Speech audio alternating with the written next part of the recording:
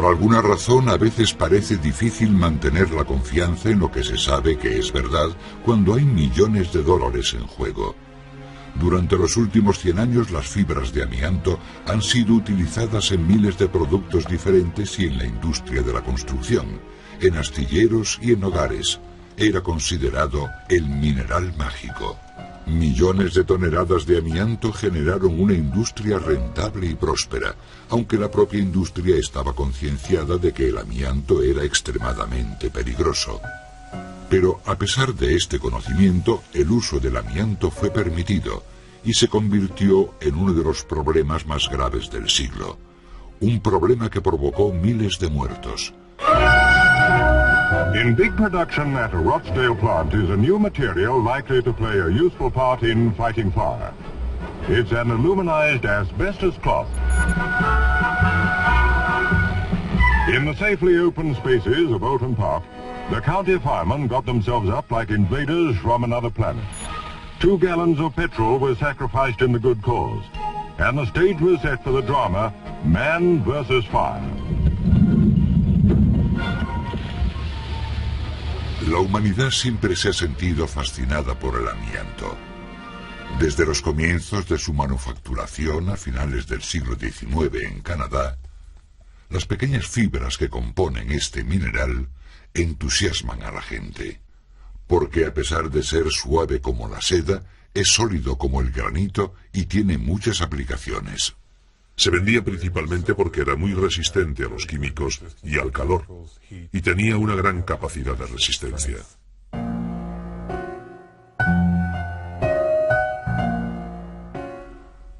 En la industrialización de Europa y Norteamérica, el amianto estuvo íntimamente unido a los grandes símbolos del progreso: maquinaria, motores de vapor y la construcción de grandes edificios.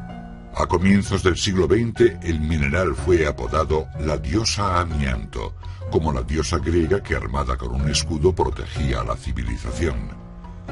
Se crearon numerosas fábricas y miles de trabajadores encontraron empleo en la industria del amianto. Pero al igual que en otras fábricas de aquellos tiempos, las condiciones de trabajo eran extremadamente polvorientas. En Gran Bretaña, el gobierno contrató a un inspector sanitario de fábricas y bajo su dirección, las inspectoras de las factorías salían a hacer investigaciones. Uno de los aspectos de los que informaron en el año 1898 fue que la gente enfermaba del pulmón cuando trabajaba con el amianto. Reconocieron que era un material peligroso. De hecho, las inspectoras se referían al diabólico efecto del polvo de amianto. En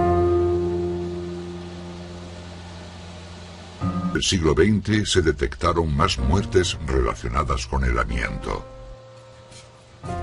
Y ya en 1906, un inspector de industria francés alertó de 50 muertes entre las mujeres trabajadoras. Durante los años siguientes, las sospechas aumentaron y se extendieron, llevando a las compañías aseguradoras de Norteamérica y Canadá a tomar precauciones legales para evitar las posibles reclamaciones.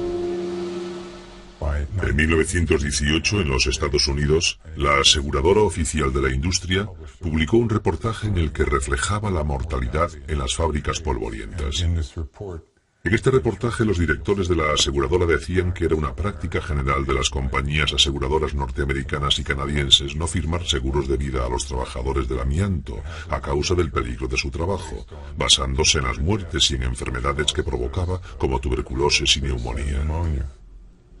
A pesar de todo, nadie admitía la magnitud de los peligros inherentes. Finalmente murió una mujer británica, Nellie Kershaw, lo que contribuyó a revelar el misterio que rodeaba todos estos peligros. Nellie Kershaw era una mujer joven que trabajaba en una empresa de amianto líder en Gran Bretaña, la Turner Brothers de Rochdale. Murió en 1924 y fue un caso muy importante porque fue el primer caso en el que hubo una investigación. La investigación obtuvo un gran seguimiento por parte del periódico local, el Rochdale Observer, que presentó evidencias que afirmaban que sus pulmones habían sido envenenados con numerosas, diminutas y afiladas fibras que habían seccionado los tejidos pulmonares. Esto le había causado miles de pequeñas heridas, hasta que sus pulmones dejaron de funcionar y finalmente murió de asfixia. El forense dictaminó la causa de la muerte como muerte por envenenamiento de amianto. Pero la Turner Brothers, la compañía para la que ella trabajaba, rechazó estas acusaciones. Cuando el viudo de Nellie Kershaw pidió ayuda económica a la Turner Brothers para el sepelio, ellos rechazaron la petición porque podía suponer un precedente de aceptación de responsabilidad que provocaría más demandas de otros trabajadores, presentes o futuros. La ley que se adoptó en 1931 fue la primera en todo el mundo de ese tipo, pero estaba lejos de ser la adecuada, porque la industria consiguió tener una gran influencia en la redacción final. La industria, por su parte, quería limitar el alcance de esta ley y pudieron elaborar una ley para aplicar solamente en los casos de los trabajadores expuestos con mayor riesgo en las plantas de manipulado. Esto era muy ventajoso para las empresas desde el punto de vista económico, porque la gente que utilizaba sus productos, millones de personas de la industria de la construcción y de los astilleros, no estaban cubiertas por estas regulaciones. El gigante norteamericano del amianto, Jones Menville, decidió iniciar en secreto una investigación en el laboratorio con ratas y ratones. El investigador tenía interés en el cáncer. Analizó a los animales a lo largo de su vida completa y descubrió que 9 de 11 de los animales del grupo desarrollaron cáncer de pulmón. Pero la compañía no lo publicó. El investigador murió en 1946 y el nuevo director del laboratorio rescató el estudio que había hecho su predecesor, que incluía datos sobre tumores y cáncer. Las compañías que apoyaban al vicepresidente y al presidente de la corporación Jones Menville se reunieron en noviembre de 1948 y ordenaron al laboratorio que retirase todas las referencias sobre el cáncer y los tumores. Y eso fue lo que hicieron los autores de la investigación. Si pagas por una investigación, puedes decidir lo que hacer con ella. Y la cuestión es que normalmente la industria bloquea las publicaciones. Así que siempre evitaban publicar las malas noticias. This is the Woodbury Gardens development in Long Island, where wide use of asbestos cement shingles is made. And here in the Southern Homes development, these colorful side walls add beauty to the community. Lo que saltó a los titulares a mediados de los años 60 y alarmó especialmente a la gente fue el hecho de que parecía que se podía desarrollar mesotelioma con la exposición a cantidades mínimas de amianto. En otras palabras, en cuestión de días, semanas o meses, ni siquiera en años. Así que personas como amas de casa, profesores o carpinteros podían desarrollar mesotelioma incluso aunque nunca hubiesen trabajado en la industria del amianto. Evidentemente esto era especialmente preocupante, en parte porque el amianto estaba muy extendido, estaba en todas partes. Casi todo el mundo había estado en contacto con el amianto alguna vez en su vida. Jones Menville se dio cuenta, al igual que muchas otras compañías de amianto de los Estados Unidos, que tenían una enorme responsabilidad potencial con respecto a su negligencia en cuanto a advertir a los usuarios de sus productos. Así que decidieron por primera vez incluir etiquetas de aviso donde decían algo sobre los efectos de respirar excesivas cantidades de polvo de amianto durante largos periodos de tiempo, que eso podía dañar la salud. Ellos querían, al menos legalmente hablando, protegerse de la posibilidad de los daños de una demanda.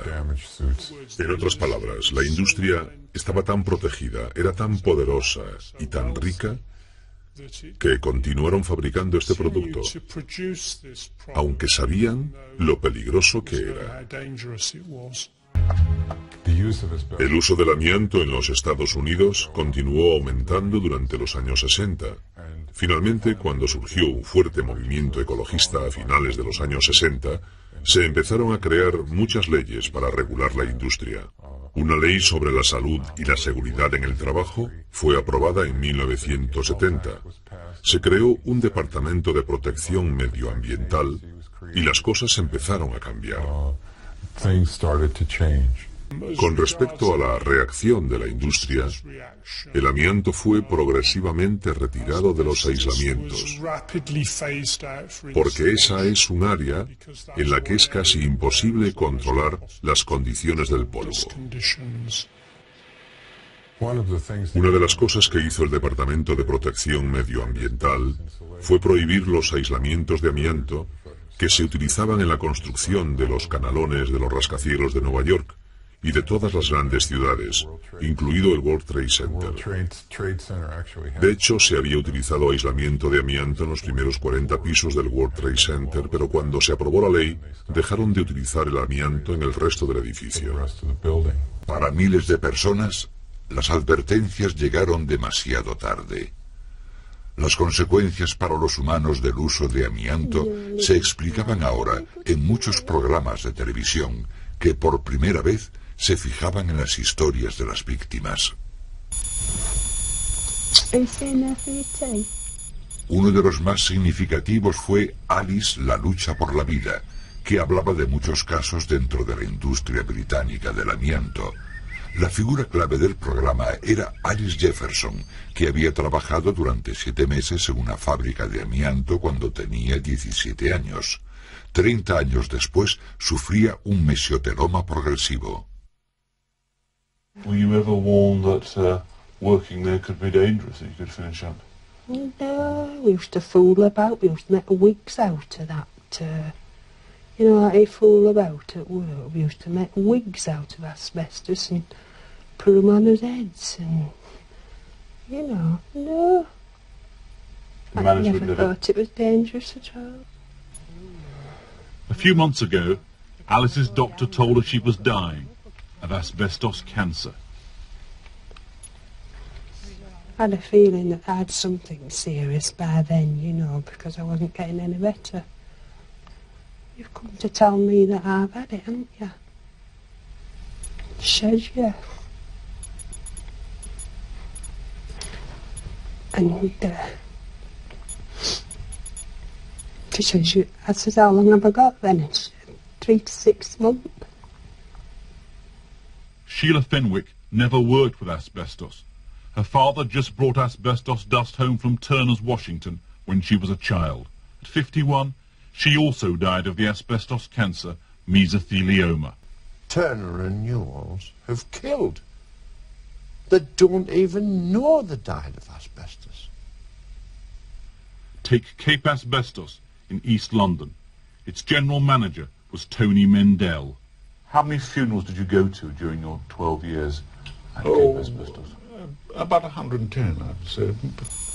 I kept a black tie in my desk drawer, simply because going to funerals was a dismal part of management of that particular factory. 3 weeks after this interview, Tony Mendel discovered that he too had asbestosis.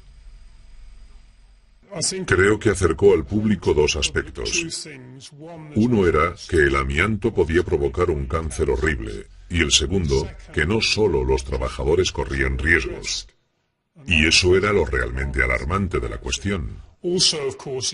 También puso de manifiesto la hipocresía de ciertas empresas del amianto y que el gobierno no había protegido o compensado a las personas adecuadamente.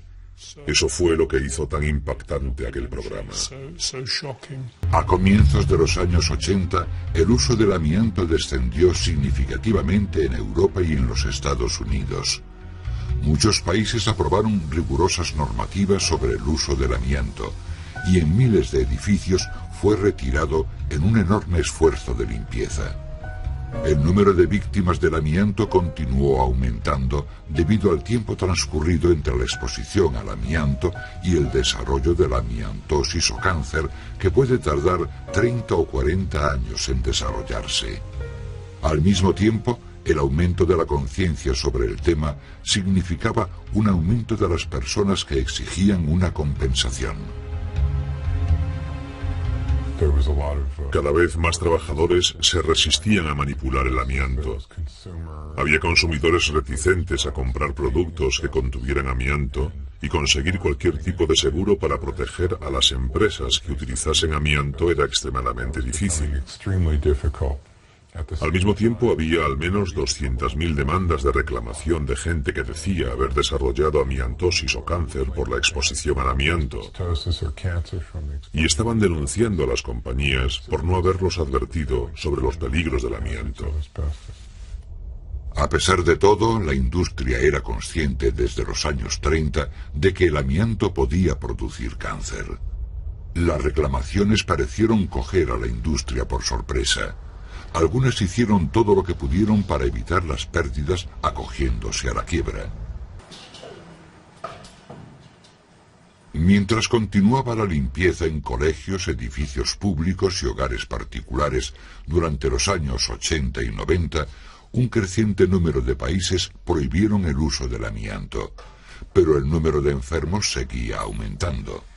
El intenso uso del amianto durante los años 70 todavía no había dejado su marca en las estadísticas de defunción, pero se espera que en 2015 mueran otras 100.000 personas a causa de la amiantosis y el cáncer de pulmón. A pesar de todo, la tragedia sigue su ritmo en los países del tercer mundo, porque, aunque la industria del amianto cesó su actividad en el mundo occidental, se abrieron nuevos mercados en los países en desarrollo.